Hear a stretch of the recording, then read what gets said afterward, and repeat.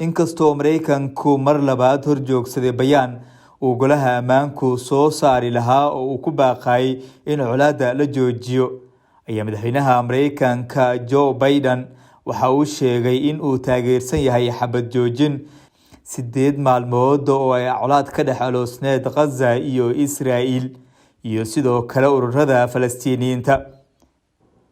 Biden ayaa ku wargeliyay ra'iisul wasaaraha Israa'iil Benjamin Netanyahu in Mareykanka uu kala shaqeyn doono Masar iyo dowlado kale sidii xabadaasi loo joojin lahaa.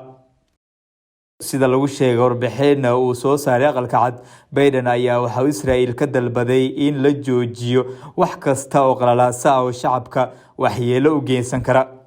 Warbixinta waxay intaas ku dartay in Biden uu sheegay in uu taageersan yahay xabad joojin oo uu kala hadlay Mareykanka, Masar iyo dalal kale oo ay ka wada shaqeynayaan sidii yoolkaasi loo gaari lahaa.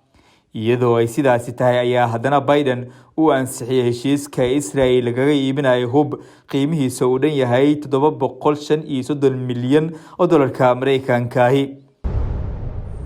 Hogaamiyaasha caalamka iyo ururada gargaarka ayaa ku baaqay in la qaado tallaabooyin lagaga hortagayo dhimashada rayidka, halka deegaanka iyo duminta guryahana ay muhiim tahay in si degdeg ah loo joojiyo.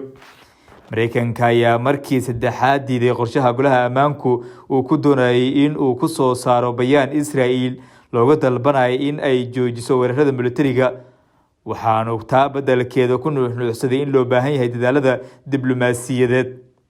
Also with other countries in the region is the most constructive approach we can take. So our approach is through quiet, intensive diplomacy, and that's where we feel we can be most effective. Diyaaradaha dagaalka ee Israa'iil ayaa weli wada duqeymaha ay ka fulinayaan Gaza toddobaadkii labaad. Militariga Israa'iil ayaa waxa ay sheegeen in ay bartilmaameedsanayaan goobo ay sheegeen in ay argixisada ku dhulmaalaysanayso. Kooxda Xamaas ayaa dhankooda madaafiic ku garaacay magaalooyinka Beersheba iyo Ashkelon. Saraakiisha Falastiiniyiinta ayaa waxa ay sheegeen in Axaddii ay ahayd maalintii ugu dhimashada badneyd ee magaaladaasi soo marta.